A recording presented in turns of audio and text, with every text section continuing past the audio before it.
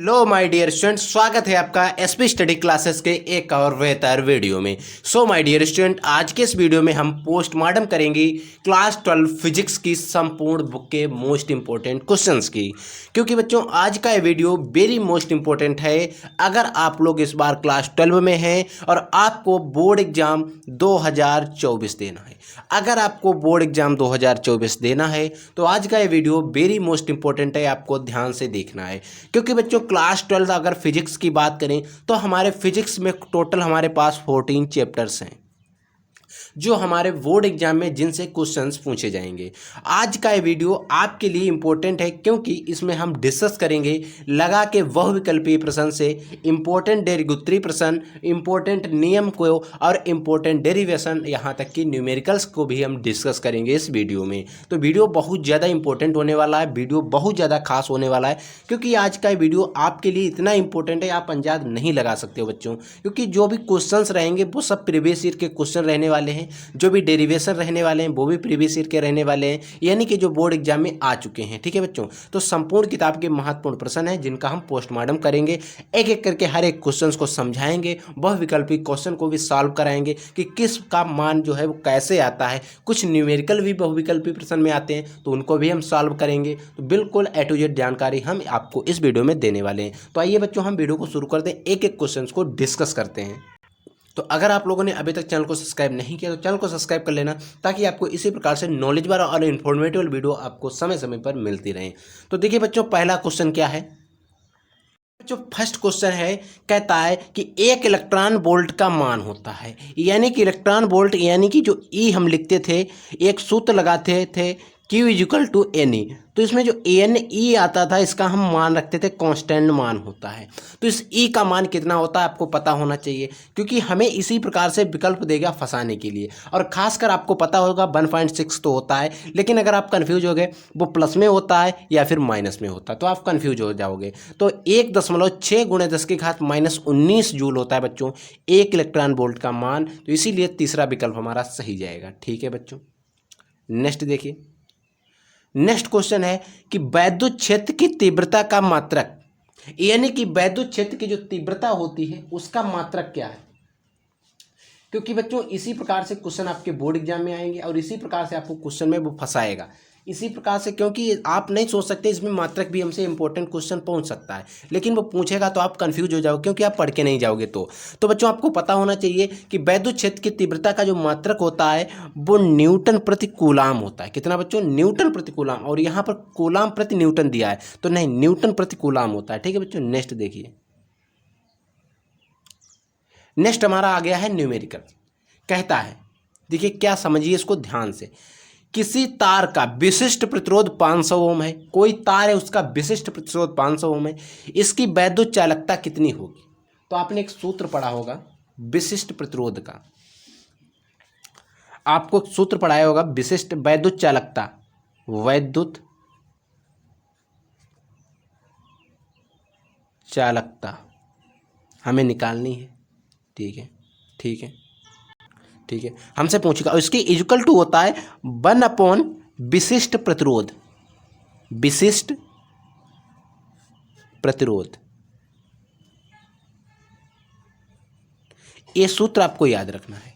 विशिष्ट प्रतिरोध हमें दिया गया 500 ओम है, तो देखिए 1/500 करिए, अब इसको भाग करिए। हम एक दशमलव लगाएंगे, एक जीरो बढ़ाएंगे, लेकिन इससे कटने वाला नहीं है, एक और जीरो बढ़ाएंगे तो यहाँ पर भी जीरो बढ़ा देंगे। अब 2 जीरो से 2 जीरो काट देंगे, यानी कि अब हमारे पास बचा 1/5, तो ये भी नहीं कटने वाला, तो एक जीरो और बढ़ाएंगे और हम काट देंगे 5 दूनी 10, यानी कि 0.002, 5 दूनी 10, 2 बार गया ना, इतना आया है। जब आप इसको काटोगे तो इतना हमें जिसमें दिया गया वही हो जाएगा, 0.002 ओम इनवर्स। तो हमारा यही वाला विकल्प सही है, फर्स्ट वाला। ठीक है बच्चों, समझ में आ गया। इसी प्रकार से न्यूमेरिकल आपको लगाने, बहुत साधारण सिंपल से न्यूमेरिकल है, आप दिमाग से भी लगा सकते हैं विदाउट कन्फ्लेशन। देखिए कहता है कि चुंबक में चुंबकत्व का कारण, यानी कि जो चुंबक होती है वो चिपकती है, वो किसका कारण है। इलेक्ट्रॉनों की घूर्णीय गति होती है, पृथ्वी के कारण होता है, या पृथ्वी में भारी चुंबकीय दाब होता है उसके कारण, या कॉस्मिक कण होते हैं उनके कारण। तो आपको पता होना चाहिए चुंबक जो होती है एक दूसरे से इलेक्ट्रॉनों की घूर्णीय गति के कारण चिपकती रहती है। ठीक है बच्चों, नेक्स्ट क्वेश्चन देखिए। कह रहा है बच्चों कि लेंज का नियम किस भौतिक राशि के संरक्षण पर आधारित है। यानी कि जो लेंज का नियम है वो किस भौतिक राशि के संरक्षण पर आधारित है। यानी कि ऊर्जा संरक्षण के सिद्धांत पर आधारित है, या फिर आवेश संरक्षण के सिद्धांत पर आधारित है, या फिर संवेग संरक्षण के सिद्धांत पर आधारित है, या फिर द्रव्यमान संरक्षण के सिद्धांत पर आधारित है। तो आपको पता होना चाहिए जो लेंज का नियम था वो किसके संरक्षण पर आधारित था, आवेश संरक्षण के सिद्धांत पर आधारित था। ये बात मैंने आपको कई बार बताई। ठीक है, फिर कहता है सबसे अधिक आवृत्ति की तरंग दैर्ध्य क्या है। वेरी मोस्ट इंपॉर्टेंट, क्योंकि क्वेश्चन आपके बोर्ड एग्जाम में कई बार आएगा। दोनों क्वेश्चन जो मैंने आपको ये भी है और ये भी इंपॉर्टेंट बहुत ज़्यादा। सबसे अधिक आवृत्ति की तरंग दैर्ध्य कौन सी होती है, परावैंगनी किरणें, गामा तरंगे और रेडियो तरंगे, या फिर दृश्य प्रकाश तरंगे। तो आपको पता होना चाहिए जो सबसे अधिक आवृत्ति होती है वो बच्चों गामा तरंगों की होती है। ठीक है, आवृत्ति की जो तरंग दैर्ध्य होती है वो सबसे ज़्यादा आवृत्ति की तरंग दैर्ध्य गामा तरंगों की होती है। बात आपको याद रखना है, लिख के रख लेना है, नोट करके। ठीक है बच्चों, अब आता है नेक्स्ट फिर न्यूमेरिकल हमारे पास। देखिए न्यूमेरिकल कहता है दो लेंस जिनकी क्षमताएं 5 डायोप्टर तथा -3 डायोप्टर हैं, संपर्क में रखे गए संयुक्त लेंस की फोकस दूरी निकालना। तो हमने आपको एक सूत्र पढ़ाया था, P = क्षमता को हम P से डिवाइड करते हैं, पावर। ठीक है, P = हमने आपको पढ़ाया था P1 + P2, यानी कि आपको जो भी क्षमताएं दी गई उनको जोड़ लीजिए। तो अगर हम इनमें मान रखते हैं, P1 का मान हमें दिया गया 5 और प्लस माइनस माइनस यानी कि 3 = हमारे पास बचेगा 2, यानी कि जो P = हमारे पास वैल्यू आ गई वो फाइनली 2 आ गई। ये 3 और 5 तो हमें बेवकूफ़ बनाने के लिए दिया गया था, हमने निकाल ली, फाइनल P आ गई। ठीक है, अब हमें क्या कह रहा है, देखिए अब आप आंसर देखिए, इनमें सभी में वैल्यू सेंटीमीटर में दी गई है। तो हमें पता है, एक हमने सूत्र पढ़ा था F = 1/P। अब इसमें जो फोकस दूरी आती थी बच्चों P में, वो आती है मीटर में, लेकिन हमें सेंटीमीटर में चाहिए, तो हम ऊपर से 100 से गुणा कर देते हैं। ठीक है, तो F = क्या हो जाएगा, 100/P। 100 और P का मान आया है 2। ठीक है, 100/P और P का मान आया 2, 2 पंचे 10 यानी कि 50 आ गया, 50। तो हमारे पास आ गया 50 सेंटीमीटर। पहला ऑप्शन ही सही है। ठीक है, समझ में आ गया। एक एक चीज़ को समझते हुए चलना है, जो चीज़ समझ में नहीं आती है आप तुरंत कमेंट करिए, हम उसका आंसर दे देंगे। ठीक है, नेक्स्ट क्वेश्चन कहता है एक AMU के तुल्य ऊर्जा है, यानी कि 1 MU के बराबर कितनी ऊर्जा होती है। 190 MeV होती है, 139 MeV होती है, या 931 MeV होती है, या 939 MeV होती है। तो बच्चों पता होना चाहिए आपको, एक AMU जो होता है 931 MeV के बराबर होता है। ठीक है बच्चों, नेक्स्ट देखिए। नेक्स्ट क्वेश्चन कहता है एक हाइड्रोजन परमाणु को आयनित करने के लिए आवश्यक न्यूनतम ऊर्जा, यानी कि एक हाइड्रोजन परमाणु है, अगर हमें उसे आयनित करना है तो कम से कम कितनी ऊर्जा की आवश्यकता पड़ेगी। 13.6 EV से अधिक ऊर्जा की आवश्यकता पड़ेगी, या फिर 13.6 EV की ही आवश्यकता पड़ेगी, या फिर 10.2 EV की आवश्यकता पड़ेगी, या 3.4 EV की आवश्यकता पड़ेगी। तो आपको पता होना चाहिए 13.6 इलेक्ट्रॉन वोल्ट की आवश्यकता पड़ती अगर एक हाइड्रोजन परमाणु को आयनित कराना है। ठीक है बच्चों, तो ये सारे आपको क्वेश्चन समझ में आ गए। अब हम बात करते हैं अति लघुत्तरीय प्रश्नों की और लघुत्तरीय प्रश्नों की। देखिए बच्चों, सबसे पहले हम बात करें अति लघुत्तरीय प्रश्न। अब देखिए इसमें अति लघुत्तरीय में ही लघुत्तरीय के क्वेश्चन बना देते हैं कभी कभी। तो देखिए इसमें फर्स्ट क्वेश्चन क्या है, ध्यान से पढ़िएगा। क्वेश्चन है वैद्युत द्विध्रुव क्या होता है, आपको पता होना चाहिए। वैद्युत द्विध्रुव क्या होता है बच्चों, वह वैद्युत निकाय, ऐसा कोई वैद्युत निकाय जिसमें दो बराबर परंतु विपरीत प्रकार के बिंदु आवेश एक दूसरे से बहुत कम दूरी पर रखे हो, वैद्युत द्विध्रुव कहलाता। समझिए, एक देखिए वह वैद्युत निकाय जिसमें दो बराबर यानी कि दो आवेश हैं, एक ये आवेश है, एक ये आवेश है, इस पर भी 5 कूलाम आवेश है, इस पर भी 5 कूलाम है, यानी कि इन पर दो बराबर आवेश हैं, परंतु विपरीत प्रकार के, यानी कि एक पर माइनस है, एक पर प्लस है। ये दो आवेश थे, ठीक है, एक माइनस था और एक प्लस था, तो इन एक दूसरे से बहुत कम दूरी पर रखें, इसे ही हम वैद्युत द्विध्रुव कहते हैं। आपको पता होना चाहिए, डिफिनेशन में लिखा हुआ है। ठीक है बच्चों, नेक्स्ट क्वेश्चन देखिए। क्वेश्चन नंबर 2 हमसे कह रहा है कि चुंबकीय फ्लक्स से आप क्या समझते हैं, यानी कि जो चुंबकीय फ्लक्स होता है उससे आप क्या समझते हैं। तो आपको चुंबकीय फ्लक्स के बारे में डिफिनेशन पता होना चाहिए। किसी सतह के अविलंबवत, कोई भी सतह है उसके अविलंबवत, यानी कि अविलंबवत की बात कर रहा है, गुजरने वाली बल रेखाओं की, जो बल रेखाएं गुजरती हैं उनकी संख्या जो होती है उस सतह के संबंध में चुंबकीय फ्लक्स कहा जाता है। उस चुंबकीय फ्लक्स से संबंध में जो भी संख्या है उनकी वैद्युत बल रेखाओं की संख्या गुजरेंगी ना, उन वैद्युत रेखाओं की जो संख्या होगी उसे ही हम क्या कहेंगे, चुंबकीय फ्लक्स कहेंगे, और इसे हम फाई से डिनोट करते हैं। अब आपको पता होना चाहिए। ठीक है, नेक्स्ट देखिए बच्चों।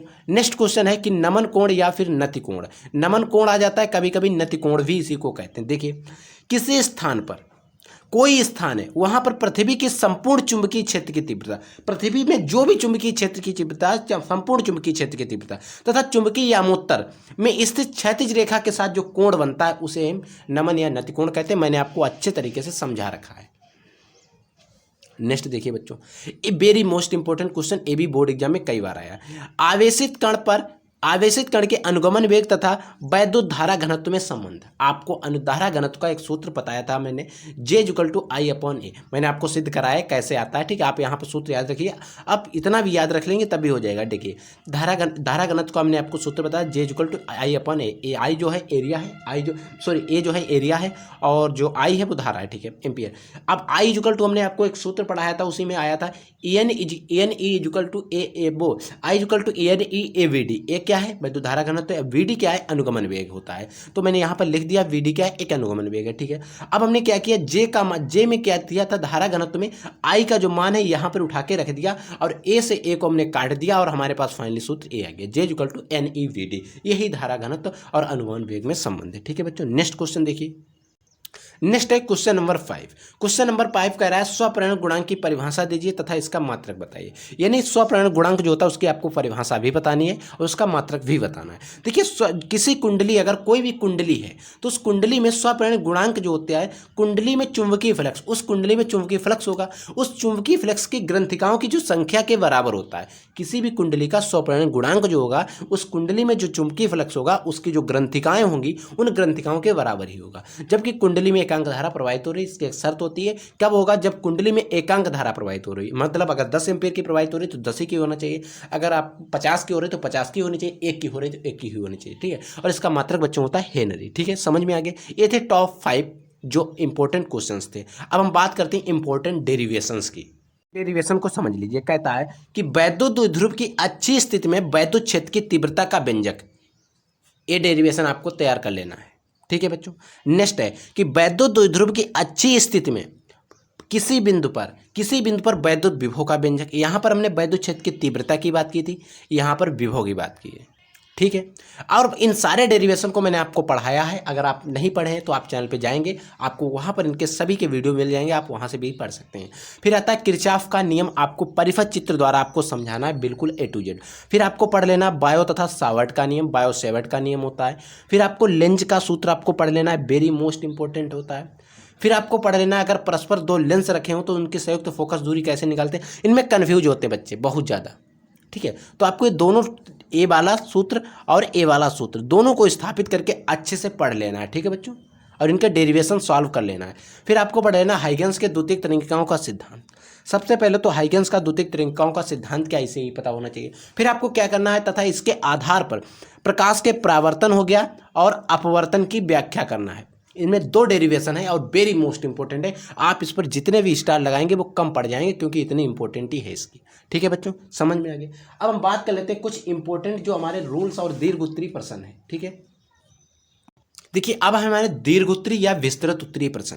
अब इन क्वेश्चंस को ध्यान से समझ लीजिए। अगर आप इतना तैयार कर लेते हो ना बच्चों, और इन सारी चीज़ों को ऐसा नहीं मैं तैयार नहीं करवाऊंगा, मैं आपको तैयार भी करवाऊंगा, इनको क्वेश्चंस का रिवीजन भी करवाऊंगा, विद सोल्यूशन भी आपको प्रोवाइड कराऊंगा। बस आपको अभी आपके पास समय है, अभी आप लोग अपने खुद से तैयार करोगे, खुद से लिखोगे तो कुछ ज़्यादा कॉन्फिडेंस होता है, आपको ज़्यादा समय तक याद रहता है, ठीक है। फिर आपको पढ़ लेना है, देखिए क्या व्हाइटस्टोन सेतु का सिद्धांत, आपको बिल्कुल A to Z इसका पढ़ लेना है। एम्पियर का परिपथीय नियम आपको पढ़ लेना है। आपको ट्रांसफार्मर के बारे में बिल्कुल ध्यान से पढ़ लेना है। आपको खगोलीय दूरदर्शी और खगोलीय सूक्ष्मदर्शी दोनों पढ़ लेने हैं, ठीक है। आपको यंग का द्विस्लिट प्रयोग जो है मैंने आपको सिद्ध कराया था, पढ़ाया था, वो आपको पूरा पढ़ लेना है। आपको प्रकाश के व्यतिकरण की जो भी घटनाएं होती हैं, संपोषी व्यतिकरण, विनाशी व्यतिकरण, आपको पढ़ लेना है, ठीक है। अब पढ़ लेना है रदरफोर्ड का अल्फा कण प्रकीर्णन प्रयोग, रदरफोर्ड ने अल्फा कण प्रयोग किया था, उसको पढ़ लेना है, ठीक है। आपको बोहर की परिकल्पना और इसकी कमियां, क्योंकि बोहर की परिकल्पना कम पूछी जाती है लेकिन इनकी कमियां क्या थी 2 से 3 नंबर में बहुत ज़्यादा पूछी जाती हैं, तो इनको तो आप ध्यान से पढ़ेंगे ही पढ़ेंगे। अब आपको पढ़ लेना हाइड्रोजन परमाणु के लिए ऊर्जा स्तर आरेख।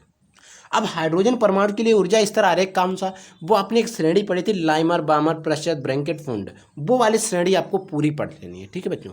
अब आपको पढ़ लेना LED, इसको कहते हैं लाइट इमिटिंग डायोड, इंग्लिश में इसका फुल फॉर्म होता है L for light emitting diode, और इसी का हिंदी में फुल फॉर्म होता है प्रकाश उत्सर्जक डायोड, ठीक है। नाभिकीय विखंडन पढ़ लेना, नाभिकीय संलयन पढ़ लेना है और समस्थानिक पढ़ लेना, संभारिक पढ़ लेना है। ठीक है बच्चों, इतना सब कुछ पढ़ने के बाद अब आपकी बात आती है न्यूमेरिकल की।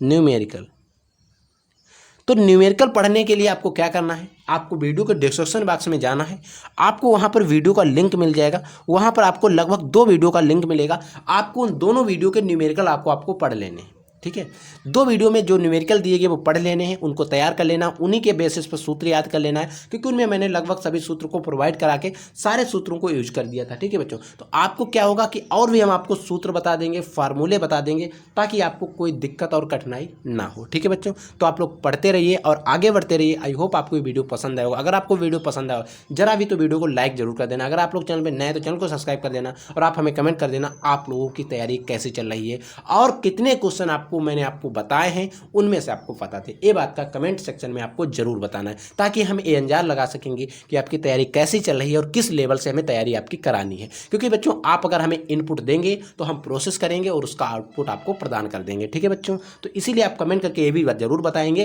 कि आपको कितने क्वेश्चन इसमें से लगभग क्वेश्चन पता थे, या 50% पता थे, या 10% पता थे, 20% या सारे पता थे। तो इन सारी चीज़ों को आपको हमारे कमेंट सेक्शन में मेंशन जरूर कर देना। ठीक है बच्चों, तो हम मिलते हैं नेक्स्ट वीडियो में नए टॉपिक से। तब तक के लिए जय हिंद, वंदे मातरम।